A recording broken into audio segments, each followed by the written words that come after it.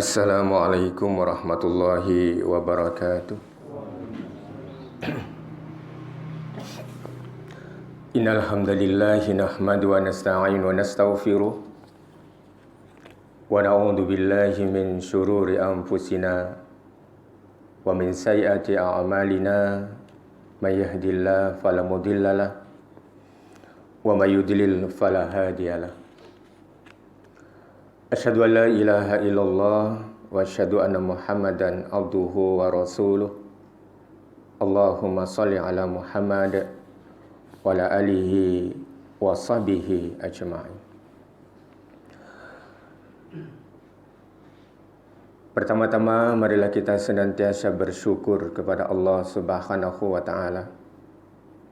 Di pagi subuh yang berbahagia ini kita masih diberikan kesempatan oleh Allah. Kita masih dibukakan hati kita, dada kita oleh Allah Subhanahu wa taala. Tidak ada beban rasanya kita melangkahkan kaki ke tempat yang mulia ini untuk menjalankan salah satu yang difardukan Allah kepada kita. Karena kata Rasul sallallahu alaihi wasallam, farada faraida fala tudayyi'uha. Segala sesuatu yang difardukan oleh Allah, segala sesuatu yang diwajibkan oleh Allah Subhanahu wa taala kepada diri kita, tidak ada satupun yang boleh ditinggalkan ketika kewajiban itu diperintahkan oleh Allah kepada diri kita, karena nanti akan diminta pertanggungjawaban itu semua. Oleh kerana satu ayat di dalam Al-Quranul Karim, satu hadis dari Rasul sallallahu alaihi wasallam berkenaan satu ayat di dalam Al-Quran yang disebutkan pada surah Maryam ayat yang ke-85 sampai 87. Kata Allah, "Afaman syarahallahu sadrahu lil Islam." Maka apakah orang-orang yang dibukakan Allah hatinya untuk menerima agama Islam? Tentu kita semua melihat dari ayat ini yang difirmankan oleh Allah Subhanahu wa taala. Kita semuanya dibukakan hati kita, dada kita untuk menerima ajaran Islam. Satu kesyukuran yang patut kita syukuri dengan apa yang telah Allah berikan kepada diri kita. Suatu hari ketika Rasul sallallahu alaihi wasallam membaca ayat ini, maka di dalam sebuah hadis Rasul sallallahu alaihi wasallam, wa qara'a Rasul sallallahu alaihi wasallam hadhil ayah. Ketika Rasul sallallahu alaihi wasallam membaca ayat ini, ada seorang sahabat itu bertanya kepada Rasul sallallahu alaihi wasallam, "Ya Rasulullah, wahai Rasulullah, kaifan syirahu sadri?" Lalu sahabat itu bertanya kepada Rasul sallallahu alaihi wasallam, bagaimana caranya atau kaifiyahnya? Sahabat itu bertanya kepada Rasul sallallahu alaihi wasallam, "Ya Rasulullah, bagaimana caranya untuk membuka hati kita sehingga kita semua ini tidak ada beban untuk menjalankan ibadah, untuk menjalankan kewajiban yang Allah perintahkan kepada kita?" Karena ada sebagian orang misalnya untuk menjalankan ibadah itu ada terasa malas gitu kan. Untuk menjalankan ibadah itu ada terasa malas. Ada juga yang kedua, tipe manusia itu menjalankan ibadah kadang nyaman dengan orang lain. Dan yang ketiga, ada seseorang itu yang memang tidak menjalankan ibadah itu, maka dia katakan, "Oh, nanti saja urusan ibadah itu ketika kita sudah tua." Dan bermacam-macam cara atau bermacam cara seseorang itu untuk tidak menjalankan ibadah. Lalu sahabat itu bertanya kepada Rasul sallallahu alaihi wasallam, "Kaifan syirahus sadri?" Bagaimana ya Rasul sallallahu alaihi wasallam sehingga terbuka hati kita itu menerima keislaman itu dengan menjalankan ibadah itu dengan penuh ikhlas? Maka kata Rasul sallallahu alaihi wasallam, "Idza adkhalan nurul qalbi syara wamsah." Apa kata Rasul sallallahu alaihi wasallam? ketika cahaya Allah itu masuk ke dalam hati kita. Idza dakhala nurul qalban syaraha wa fasakha. Ketika cahaya Allah itu masuk ke dalam hati seseorang, maka hatinya itu senantiasa terbuka. Maka hatinya itu senantiasa lapang. Ketika hidayah itu ada pada diri kita, kita mau melangkah untuk melakukan kewajiban-kewajiban kita, untuk melaksanakan ibadah-ibadah kita, maka kita senantiasa terasa lapang dan kita merasa rindu untuk beribadah, untuk takarrub kepada Allah Subhanahu wa taala. Ketika hidayah itu, ketika nur itu datang kepada diri kita, orang yang kita semuanya insya Allah termasuk kepada golongan ini yang disebutkan di dalam surah yang ulun bacakan itu, ada dua golongan. Ada yang disebut dengan ashabul yamin dan ashabus shimal. Ada golongan kanan dan ada golongan kiri. Siapa golongan kanan itu? Adalah mereka yang senantiasa menjalankan ibadah kepada Allah Subhanahu wa taala, dan golongan kiri itu adalah mereka yang senantiasa ingkar. Artinya terkadang dia menjalankan kalau dia maunya, dan terkadang dia tidak menjalankan kalau dia merasa malas untuk menjalankannya. Berarti orang itu tidak terbuka hatinya menerima ajaran Islam itu dengan lapang dan ikhlas untuk melakukan sebuah ibadah. Maka ketika sahabat itu dijawab dengan demikian, maka dia bertanya kepada Rasul sallallahu alaihi wasallam, faqila ya Rasulullah, fama alamatu dzalik? Maka sahabat itu bertanya lagi kepada Rasul sallallahu alaihi wasallam. Ketika diberikan suatu penjelasan yang demikian, maka seperti kebiasaan sahabat-sahabat Rasul, ketika dia bertanya kepada Rasul, terus dia memberikan pertanyaan-pertanyaan yang lain sehingga dia lebih jelas, sehingga dia lebih mengetahuinya dan gampang untuk menjalankannya dengan sesuatu dasar yang telah diberikan oleh Rasul sallallahu alaihi wasallam dengan berkata, "Fama alamatu dzalik ya Rasulullah?" Alamat ini. Fama alamatul zalik. Sering kita menggunakan kata alamat. Alamatnya di mana? Artinya tanda-tanda. Oh ya, kalau ke Handil Bakti masuk sedikit, itu ada jalan ke kanan, belok ke kanan, di situ ada Musholla Fathul Jannah. Alamatnya di sana. Berarti alamat itu adalah tanda. Alamat itu adalah tanda. Kalau lalu lintas disebut dengan markah. Maka fama alamatu zalik. Maka sahabat itu bertanya kepada Rasulullah sallallahu alaihi wasallam, tanda-tandanya apa ya Rasulullah sallallahu alaihi wasallam? Al-inabatu ila daril khulud. Kepada apa yang dikatakan oleh Rasulullah sallallahu alaihi wasallam? Hendaklah kita kembali dan ingat bahwa kita semuanya ini akan kembali kepada darul khulud.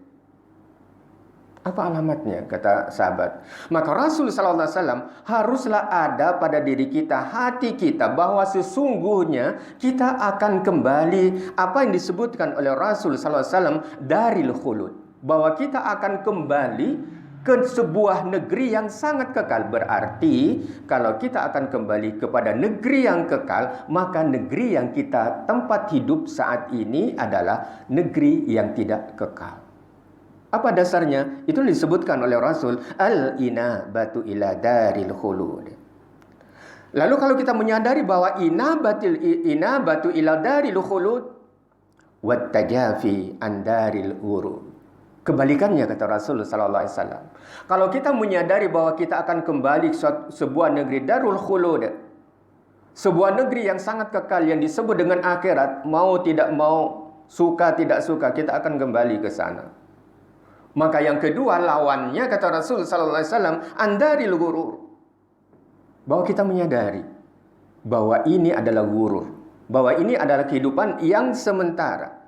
Dan wa ta'ahabbu lil mauti qabla nuzulil maut. Dan kita hendaklah kata Rasul sallallahu alaihi wasallam berpaling dari sebuah kebatilan dan ketidakbenaran itu sebelum maut itu menjemput.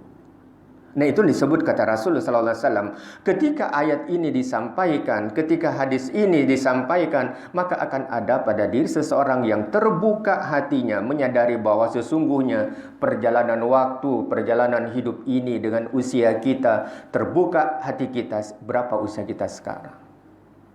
Lalu kita menyadari kenapa kita disebut dengan Darul Khulud, kembali kepada suatu negeri, ada alamatnya.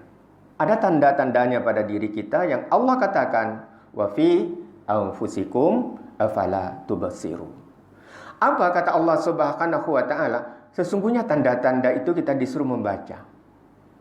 Apa yang disuruh baca oleh Allah Subhanahu wa taala?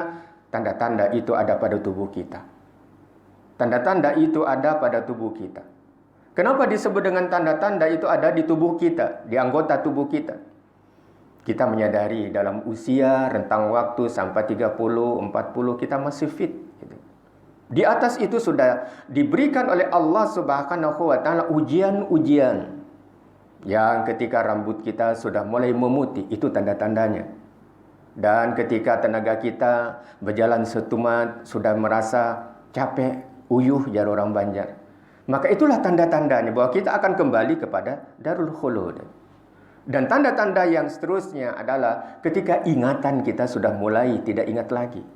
Kenapa? Lemahnya ingatan itu, karena lemahnya ingatan itu disebutkan di dalam Al-Quranul Karim adalah ketika seseorang itu sudah tidak ingat dengan apa yang pernah dia kerjakan. Sekalipun dia ingat, lama sekali ingatnya. Kenapa? Itu disebutkan tanda-tanda yang ada pada diri tubuh kita ini, wa fi anfusikum afala tubasiru. Terhadap diri kita ini kenapa kita tidak melihat? Oleh karenanya jamaah salat subuh rahimakumullah, ada sebuah hadis Rasulullah sallallahu alaihi wasallam yang bisa kita jadikan sebuah pegangan. Yang tentunya hadis ini adalah memberikan makna yang sesungguhnya kepada diri kita, bagaimana konsep diri dalam kehidupan kita. Bagaimana sebuah konsep diri dalam kehidupan diri kita yang diambil dari sebuah hadis Rasulullah sallallahu alaihi wasallam, an Abi Hurairah radhiyallahu anhu qala Rasulullah sallallahu alaihi wasallam, may ya'khudhu anni hadhil kalimah. Kata Rasulullah sallallahu alaihi wasallam, suatu hari Rasulullah sallallahu alaihi wasallam berkumpul dengan para sahabat. Lalu Rasul menawarkan kepada seluruh sahabat yang hadir pada saat itu, seperti yang kita lakukan pada saat ini. Ulun membacakan sebuah hadis Rasul sallallahu alaihi wasallam, tentu ulun hanya sekedar menyampaikan bahwa sesungguhnya nilai di dalam Islam itu, ajaran Islam itu ad-din nasihat. Agama itu adalah sebuah nasihat. Yang diulang-ulang nasihat itu untuk apa? Jaddidu imanaku. Untuk meningkatkan keimanan kita kepada Allah Subhanahu wa taala. Satu hari kata Rasul sallallahu alaihi wasallam, kalau Rasul sallallahu alaihi wasallam, may ya'khudhu anni hadhil kalimah. Ayo, siapa, kata Rasul sallallahu alaihi wasallam, sekesempatan ini siapa yang mau mengambil kalimat yang aku sampaikan ini, kata Rasul sallallahu alaihi wasallam, falyamalu bihinna aw yu'allimu may ya'malu bihinna, kata Rasul sallallahu alaihi wasallam. Akan tapi kata Rasul, syaratnya ketika aku menyampaikan itu tidak hanya cukup itu disampaikan. Akan tetapi setelah disampaikan kalimat itu adalah hendaklah diamalkan. Yang ketiga kata Rasul, syaratnya adalah kalimat yang aku sampaikan itu tidak hanya dimengerti oleh diri sendiri, akan tetapi bagaimana kita mengamalkan. Dan setelah kita mengamalkan, kata Rasul sallallahu alaihi wasallam, ayu'allimu may ya'malu bihinna, lalu disampaikan kepada keluarga kita berataan. Lalu disampaikan kepada keluarga kita yang lain. Tidak hanya cukup kita mengamalkan untuk mengerti dengan diri kita sendiri, akan tapi tidak mengamalkan. Syarat kedua kata Rasul sallallahu alaihi wasallam, hendaklah kita mengamalkan dari apa yang aku sampaikan nanti. Dan setelah kita mengamalkan, kata Rasul sallallahu alaihi wasallam, hendaklah kita sampaikan. Itu yang disebut dengan jariyah. Jariyah itu adalah mengalir. Maka disebut dengan amal jariyah. Maka amal yang kita lakukan itu terus mengalir. Mengalir kepada siapa? Yang menyampaikan kebaikan. Ulun menyampaikan hadis ini kepada pian berataan, sekalipun pian sudah tahu misalnya. Akan tetapi diingatkan kembali, pian menyampaikan kepada keluarga yang lain. Lalu keluarga yang lain menyampaikan kepada yang lainnya. Terus itu berputar dan kembali kepada siapa yang menyampaikan. Pian mendapatkan pahala. Tidak mengurangi sedikit pun pahala yang ulun dapati, yang saya dapat. yang saya dapati. Nah, itu disebut dengan jariyah. Oleh karenanya kata Rasul sallallahu alaihi wasallam, setelah kita mengamalkan, mari kita coba untuk menyampaikan kepada orang lain. Mendengar apa yang disampaikan oleh Rasul sallallahu alaihi wasallam, semuanya terdiam. Semuanya terdiam apa yang disampaikan oleh Rasul sallallahu alaihi wasallam sungguh berat. Maka ada seorang sahabat Rasul sallallahu alaihi wasallam yang mengacungkan tangannya, lalu dia berkata, faqala Abu Hurairah, qultu ana ya Rasulullah, fa akhadha bi yadihi fa'adha khamsan. Maka ketika itu ada yang menunjukkan tangannya, mengacungkan tangannya. Ana ya Rasulullah, kata Abu Hurairah, saya ya Rasulullah sallallahu alaihi wasallam yang sanggup untuk melakukan apa yang disebut dengan hadhil kalimat. Apa yang disebutkan, sebuah kalimat yang akan disampaikan oleh Rasul sallallahu alaihi wasallam. Maka Abu Hurairah mengacungkan tangannya, dia mengatakan, ana ya Rasulullah, saya ya Rasul sallallahu alaihi wasallam. Maka Rasul sallallahu biyadi fa'adha khamsan, maka Rasul memegang pundak Abu Hurairah itu sambil dengan memberikan isyarat 5. Berarti yang akan disampaikan itu kepada Rasul sallallahu alaihi wasallam ada 5 kalimat penting di dalam konsep kehidupan kita. Apa kalimat penting itu? Kata Rasul sallallahu alaihi wasallam, yang harus kita lakukan di dalam menjalankan kewajiban kita kepada Allah di dalam konsep kehidupan itu adalah ittaqil maharim. Apa yang kata Rasul sallallahu alaihi wasallam? Ittaqil maharim. Artinya hendaklah kita takut. Apa yang disebutkan oleh Rasul sallallahu alaihi wasallam, hendaklah kita takut, artinya adalah menjaga diri kita dari sesuatu yang diharamkan oleh Allah. Ittaqul maharim. Hendaklah kita menjaga diri kita takut untuk menjalankan atau melakukan sesuatu yang diharamkan oleh Allah. Karena di dalam diri kita masing-masing sudah mengerti bahwa sesungguhnya itu ini halal, ini haram. Ini sesuatu yang diwajibkan, ini sesuatu yang dilarang. Sesungguhnya hati manusia itu dari sanubarinya, hati nuraninya itu sudah tahu. Akan tapi terkadang wa'adaw wa thamuda wa laqad tabayyana lakum min masakinihim fazayyana lahumus syaitanu a'malahum fasaddahum anis sabil.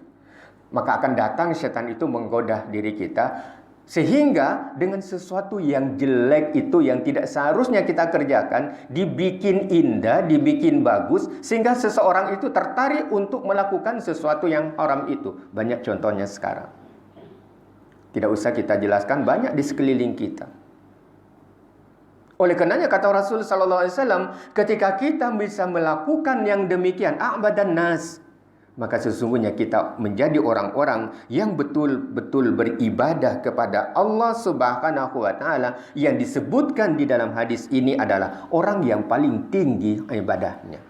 Ketika dia tidak melakukan sesuatu yang haram, yang diharamkan oleh Allah Subhanahu wa taala, maka dia nilai tinggi ibadahnya kepada Allah karena yang dia pakai adalah sesuatu yang halal.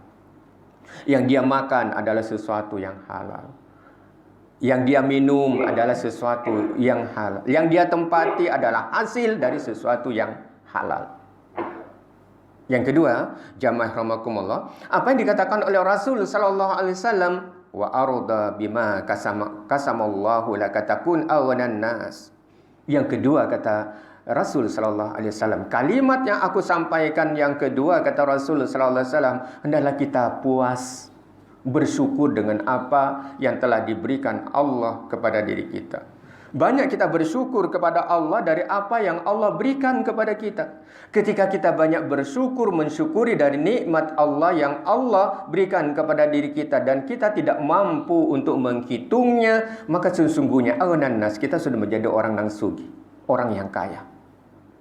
Yang ketiga, kata Rasulullah sallallahu alaihi wasallam, hendaklah kata Rasulullah sallallahu alaihi wasallam yang ketiga, wa ahsin ila jarika takun mu'minan. Yang ketiga yang disebutkan oleh Rasulullah sallallahu alaihi wasallam, hendaklah kita selalu berbuat baik dengan apa disebut dengan jarik.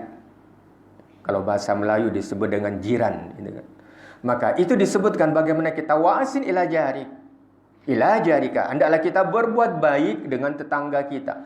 di kiri, kanan, depan, belakang. Karena yang tahu kalau kita mendapatkan sesuatu, misalnya sesuatu ujian dari Allah, kita sakit, maka orang yang paling tahu pertama kali adalah tetangga kita. Maka Rasul mengatakan, wa asin ila jari. Ketika kita bisa melakukan yang demikian, berbaik dengan para tetangga yang ada di sekeliling kita, maka Rasul katakan, sesungguhnya takun mukminan. Itulah yang disebut seorang mukmin. Itulah yang disebut dengan orang yang beriman. Artinya tidak hanya sekedar kita beribadah kepada Allah, akan tetapi bagaimana kita hablum minan nas. Adalah kita bagaimana kita hubungan kita dengan orang lain. Itu yang ketiga. Yang keempat kata Rasulullah sallallahu alaihi wasallam, wa ahibba lin-nasi ma tuhibbu li nafsika takun musliman. Hendaklah sukailah bagi sekalian manusia apa yang engkau sukai bagi dirimu sendiri. Artinya apa? Kalau kita terasa sakit, kita mencubit badan kita, lalu kita coba mencubit badan kita, lalu kita akan terasa sakit. Kalau itu terasa sakit dengan badan kita, jangan lakukan kepada orang lain. Nah, itu disebut dengan apa yang disebutkan oleh Rasul sallallahu alaihi wasallam, itu memberikan makna yang sangat dalam.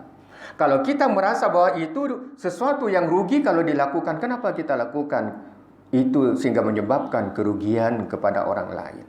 Maka itu disebut dengan bagaimana seseorang itu disuruh untuk tawaduk dan merendahkan diri di hadapan Allah Subhanahu wa taala. Jangan melakukan sesuatu menyakiti orang lain. Kalau kita menyakiti orang lain, ukur dengan diri kita sendiri. Kalau itu dilakukan orang lain dengan kita, apa yang akan terjadi dengan diri kita? Itu yang disebut dengan kata Rasul sallallahu alaihi wasallam. Yang kelima kata Rasul sallallahu alaihi wasallam, yang kelima adalah wala tuksiriz zaika fa inna kasratiz zaiki tumitul qalba. Yang paling kita harus jaga kata Rasul sallallahu alaihi wasallam, yang kelima itu menjaga agar kita semua itu tidak menyebabkan mata hati kita ini buta. Kenapa yang menyebabkan mata hati kita buta? Hati kita buta dengan banyak kita melakukan kelalaian, sehingga dengan demikian kita menyampingkan kewajiban kita kepada Allah Subhanahu wa taala, yang di dalam hadis di sini adalah tumitul qalb, yang bisa menyebabkan matinya hati seseorang itu dari menjalankan ibadah kepada Allah karena kesibukannya. Misalnya ada kesibukan sehingga seseorang itu tidak menjalankan ibadah kepada Allah Subhanahu wa taala, lalu dia akan sampaikan, oh nanti saja kan masih ada waktu. Setelah itu dia katakan lagi, oh ya tinggal 10 menit, masih ada waktu, kita selesaikan. Dia tidak mengerti bahwa apa yang telah diperintahkan oleh Allah harus segera dijalankan. Karena kita tidak bisa mengetahui, kata Allah Subhanahu wa taala, wa ma tajri nafsum bi ayyi ardin tamut. Apakah 5 menit ke depan itu kita akan, siapa yang bisa menjamin 5 menit ke depan kita masih hidup? Tidak ada. Nah, itu disebutkan oleh Rasul sallallahu alaihi wasallam, tumitul qalb. Jangan kita menjadi orang-orang yang mata hati mereka itu buta, sehingga dengan demikian kalau dia buta, maka dia tidak melihat mana yang haram, mana yang halal dan lain sebagainya. Halal dan haram semuanya masuk ke dalam dirinya. Kenapa? Tumitul qalb. Sesuatu yang dilarang oleh Allah Subhanahu wa taala tetap dijalankan. Kenapa? Tumitul qalb.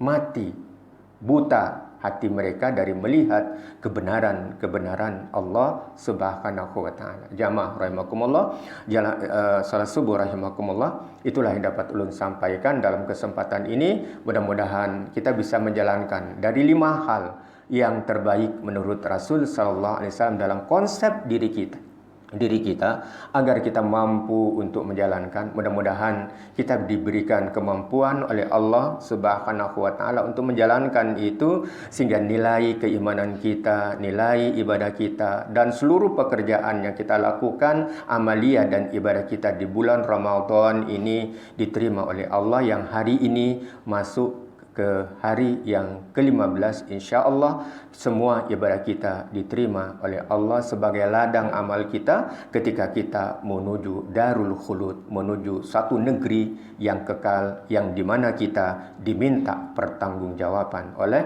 Allah Subhanahu wa taala. Demikian, assalamualaikum warahmatullahi wabarakatuh.